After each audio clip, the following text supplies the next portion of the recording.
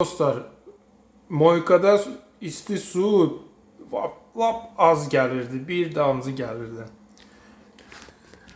Bu isti suyun arkasıydı. Açdım, görün nə gördüm. Təmiz, çirkinə doludur. Bu da onun ağzı. Ağzı da bu tutulmuşdu təmiz. O kadar yığılmışdı ki. İndi atvertka ilə təmizlədim biraz. Dəhşət dərəcədə. Baxın belə. Ona görə də su az gəlir. Az gələndə də kombini qaynadır. Məsələ ondadır ki, bu cürə hallar baş verəndə, su lap az gələndə, kombi qaynayanda bu əşyalar, yəni bu çirk daha da çox əmələ gəlir.